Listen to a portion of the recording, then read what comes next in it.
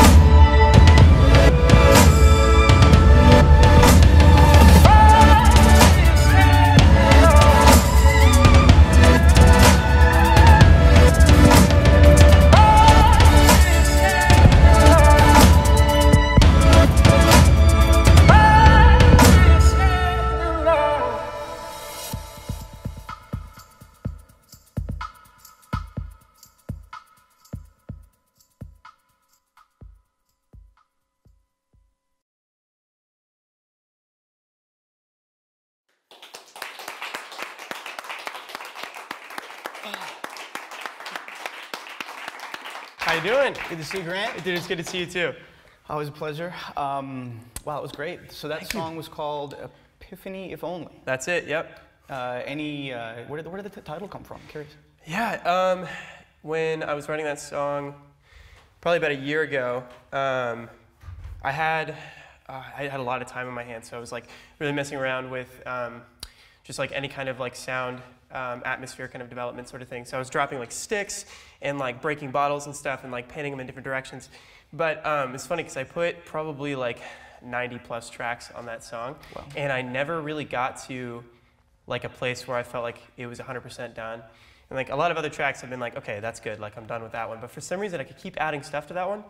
And so I was kind of like waiting for this like light bulb moment, but it never came. So it was kind of like epiphany, if only that would actually happen, it would be really nice.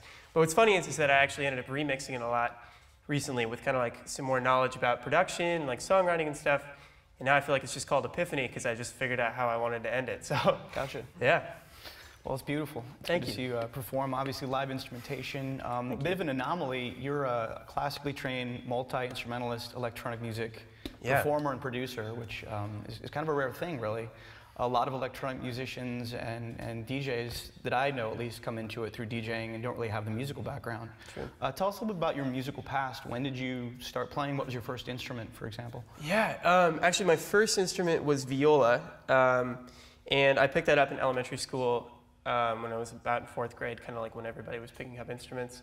But for some reason, I'd kind of always been like a musical kid. Like I'd always been like just interested in every kind of music I could find.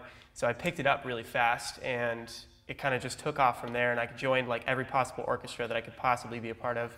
And yeah, and then I guess I started feasting for more and like trying to like figure out new instruments and stuff. And I picked up the guitar, and that one felt like a piece of cake because classical instruments are way more difficult than the guitar at the time. Of course, like now I realize that it's harder to master, but it's easier to pick up. Anyway, but yeah, so I started learning that one, and then music theory kind of just fell into like the mix of it all. And then from there, it was like any instrument is totally accessible. So that's great. Yeah.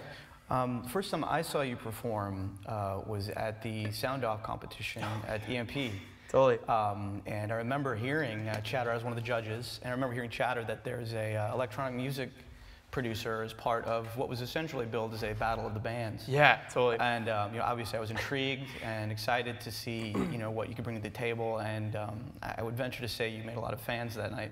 Yeah. Was it intimidating being a solo performer in a competition with other bands? Yeah, totally. And I think having, I'd played in Sound Off before in a band, and my expectations going into it were I didn't think it would be as intense as it was, and it was very intimidating going up there by myself after, all these kids have like their band that they're with, and they go up and they all support each other and stuff.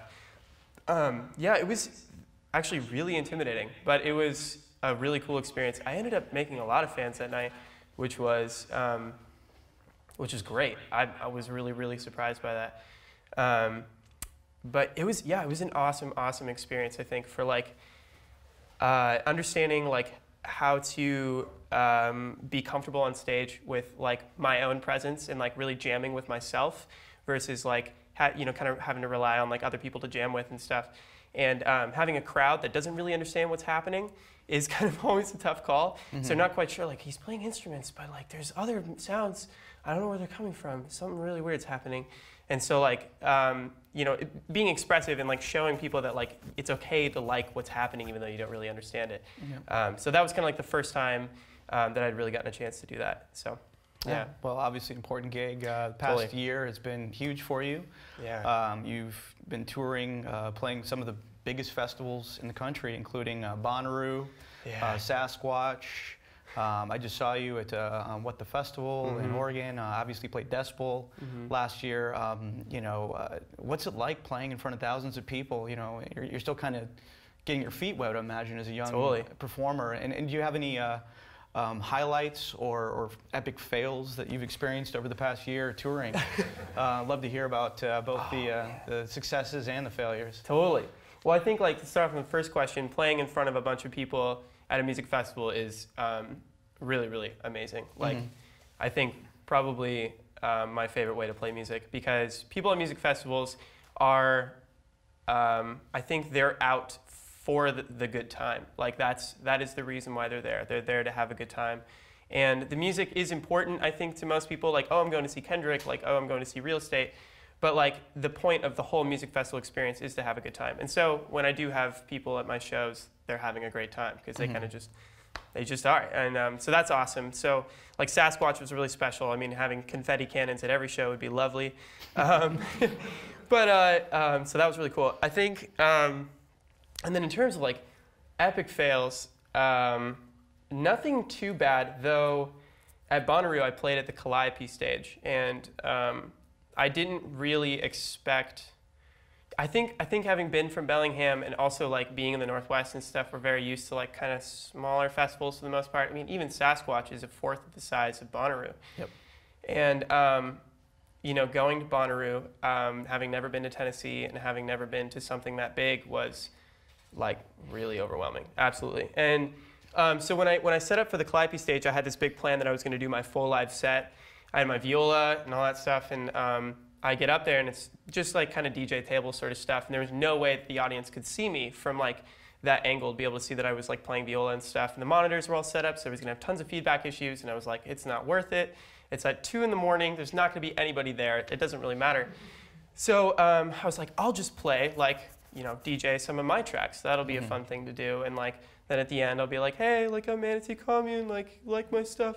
And so I get up on stage after Eureka the Butcher played, and he's an incredible electronic artist. You guys should check him out if you ever get a chance. And he had like maybe 50 people in front of him, and Flylo and Slayer were playing while he was going. And then I was about to play, and I was setting up for my DJ stuff, and I was like, okay, so I'm gonna start off with like some chill stuff, like I'm gonna play some like Evenings, and like maybe play some like, I don't know, Teebs or something like that, like really slow, kind of chill out stuff, because it's like 2 in the morning, people don't really want to dance, at least that's what I told myself. And then and I was like, and then I'll say, you know, I'm Manatee Commune, and then I'll play my tracks. And then, so I look down, I'm like setting up my stuff, and I look back up, and I can't see the end of the crowd. It's like 10,000 people easily. Wow. And so like, after like, almost like wetting myself, I'm just like standing there looking, and I've never seen this many people in front of me in my entire life. And they're all looking back at me like, what's gonna happen? Like, ball's in your court. Yeah, totally. So that was rough. But then I was like, I gotta play bangers. I only have to play bangers. I'm only playing bangers. Yeah. So I like picked up like a bunch of my remixes and stuff, and like a few tracks that I've just finished up recently. And so I kind of did like a mix of like my own stuff and a mix of like other people's stuff. And it went over really well. I was actually like, I mean, then again, 10,000 people at 2 in the morning, it's pretty much always going to go well. I could have done anything. Yeah. But yeah, that was really, really amazing. Cool. Sounds like a blast, man. Yeah, definitely. Talking a little bit about your performance, you know, obviously you're performing live and including other instruments, and it looks like you have a great setup here for being able to witness and experience what you're doing. Sure. How much of that translates directly into the recording studio when you perform in the studio? Do you do similar sort of live improvisations when you're recording? Yeah. What's the process? How do you typically start a track, and how much of that is based on live instrumentation? Totally, it's a good question. I think it really does depend on the moment. I think like I do love to jam with myself. I think that's like probably the most common way that I end up making up melodies and chord progressions. And making like the meat of music comes from like a little loop pedal and my guitar amp and like my viola plugged into like my monitors or something like that. Though like I think actually like my growth as like a musician and as just a person is just realizing like where my creativity comes from and like understanding like how to come up with new ideas and stuff like that. So it's really easy for me to fall into the same patterns, like the same chords, the same ideas for the most part. So I've found myself every time I go to do a recording, I try to do something completely fresh that I've never done before. And most of the time it's recording something that I think is like a really weird sound. And I have like, of course my iPhone is one of them, but also like I have like a little handheld recorder, and like the other day, this spoon was making a really weird sound in my sink, so I just like recorded that, and then it turned into like a snare sound, and then I hated it, so I deleted it, but the rest of the song was awesome. So like that's just kind of like how it starts. It's like I have that idea in my head, and like a mood kind of shows up. I think the part that's still kind of a mystery for me is the like it's really easy to make beats. I've found like it's really easy to make like, wow, that's like a nice 4-bar loop, but like translating that into like an idea is like way more difficult. And I think that's just kind of like, at first I was like, man, what's wrong with me? Like I should be figuring this stuff out. But I'm kind of realizing like that's kind of like the whole human experience is like, you know, we all have thoughts and stuff, but like putting them into an essay is like a whole totally new ballgame. And it's the same kind of idea with like writing music. Like you can have ideas like all day long, but like finishing it and getting it into like a whole piece is, I mean, it's a journey, and the journey is the destination. So like, you know, it's all that stuff. Absolutely, it's really well put.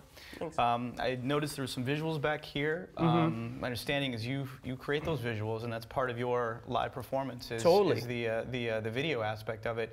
What role has that played in your performance, and how important is that in your mind to, you know, electronic music performance to have some sort of visual art or component that you know, can augment the music as well? Yeah, absolutely. I think it is. I mean, a lot of it.